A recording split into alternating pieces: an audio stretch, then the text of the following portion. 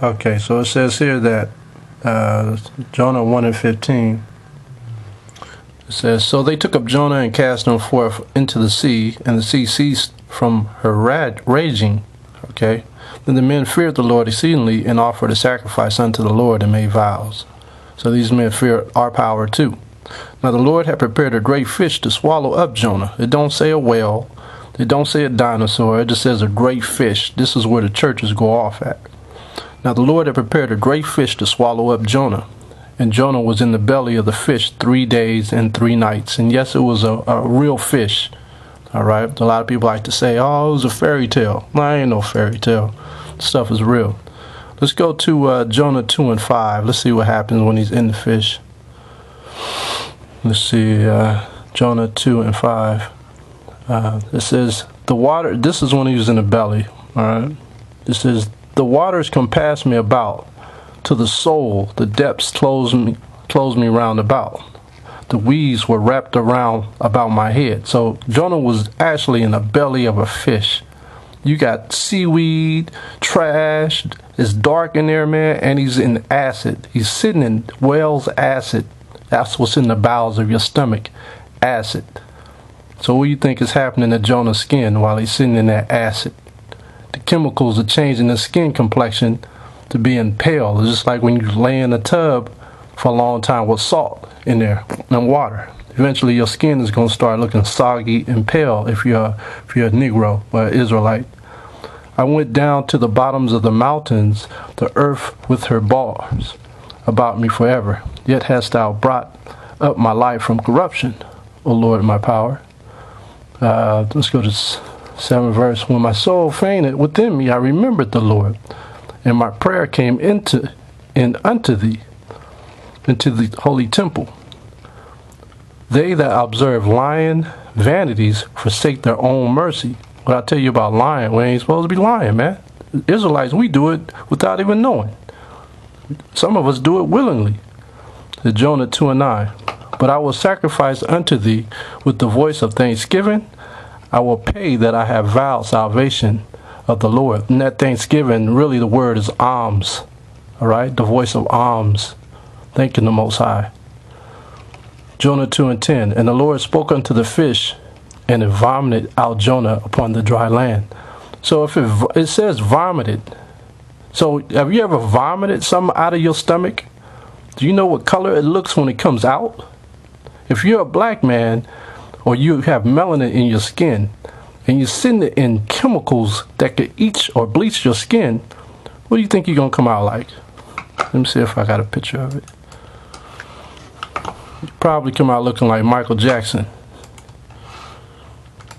This is a picture. This is a picture of something the whale has coughed up. All right. I say a whale because that's what coughed this up, a whale, not a fish. But look at this. This has been in the belly of a whale. You see how white that is? So Jonah came out looking like that. All right. Let's go back to the scriptures. Let's go over to the next chapter. Okay. It says, and the word of the Lord came unto Jonah the second time, saying, arise, go unto Nineveh, that great city, and preach unto it the preaching that I bid thee. That means to cry out loud. Right? So Jonah arose and went unto Nineveh, according to the word of the Lord. Now Nineveh was an exceeding great city of 3 days' journey. Let's see how mad Jonah was. Let's read the 4th verse. And Jonah began to enter into the city a day's journey. That's how pissed off he was. And scared and frightened because the Most High had dealt with him. He was more mad at the people of Nineveh. All right?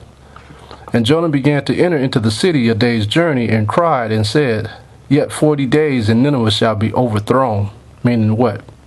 They're about to go to war. Somebody's going to overtake Nineveh. All right? So the people of Nineveh believed the Most High. Now, when you talk about this in a church, you go to a church, it'll say that destroyed. No, it says here, overthrown. All right? So it's going to be overthrown by who? The Sumerians. It says, so the people of Nineveh believed God and proclaimed a fast and put on sackcloth from the greatest of them even to the least of them. Okay? So was Nineveh spared? Yeah, the Most High spared Nineveh. Now let's find out who was actually in Nineveh. So we're going to go over to the Apocrypha. Okay. Let's go to the Apocrypha. We go to the book of Tobit. Real quick, let's go back to why they listened to Jonah. Okay, now he came out of a fish, and it took him 1 day's journey to get there, right? So, what was Nineveh worshiping? They was worshiping Dagon, the fish god.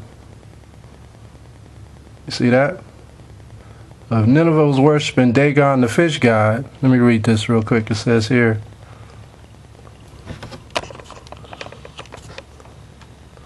it says, Dagon was of the Philistines. This image shows that the idol was represented in the combination of both men and fish. The name Dagon is derived from Dag, which means fish. Although there was a deep affection from the Dagon's worshippers to their deity, the symbol of a fish in human form was really meant to represent fertility and vivifying powers of nature and reproduction. This is where you get your mermaids from, all right? From these pagan idols. It says the Babylonians had a myth that a being emerged from the Erythraean Sea. Now, if you talk to an Ethiopian, above Ethiopia is a small place called Erythrea. Okay? It's a small place called Erythrea here. See that? Erythraean Sea? So, wouldn't that be the Ethiopians? You can't mistake that. Alright? The Babylonians were Ethiopians. Erythrea is Ethiopians. The Assyrians were Ethiopians. The Samaritans were Ethiopians. The Ninevites were Ethiopians. Alright? Same people. Alright? So it says, from the Erythraean Sea, who was part man and part fish, and thus adopted the deity into their culture in their earliest days in history, there have also been discoveries of the fish god in the sculptures found in Nineveh. You see that? And look at the hat that's on the man there. It's a fish. Alright? So when Jonah actually went to Nineveh, why do you think they let him take the floor? He said, look, I just came out of a fish. Why wouldn't they bow down to him? Right? Plus, he looked like a ghost. He just came out of a mouth, out of a stomach of a whale. Well, I said it again. Out of the stomach of a fish. And the skin is bleached. So he's looking like a crazy man because everybody here got color. The Cushites are Ethiopians. They're known as blackface or burnt face. And you know the Negroes is already dark. You know the tribes are already dark, the 10 tribes. So, that's that. Let's go over here. We're going to go to the book of Tobit. Hope you guys can follow me. Alright, this is Apocrypha online. Okay. Let's see if I can get this whole thing on the video. Okay. So it says, I'll read it to you if you can't read it. It says the book. This is the Apocrypha. This is a book of Tobit, chapter 1.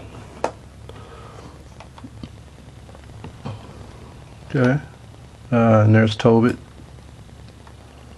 book of Apocrypha, chapter 1. It says,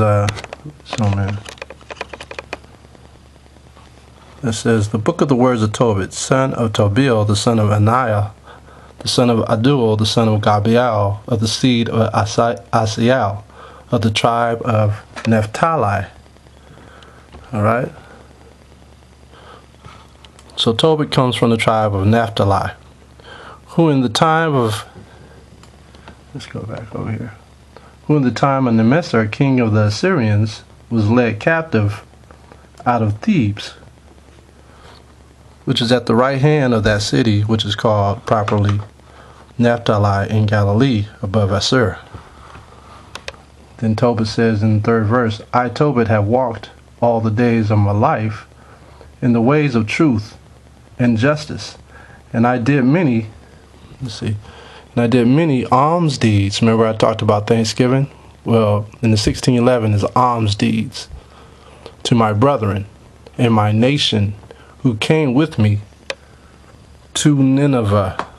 So you had Israelites dwelling in the land of the Assyrians, which was Nineveh. Okay? So that's how we know who was dwelling there, and that's the reason why Noah went there, because these Israelites were turning more and more wicked. Okay?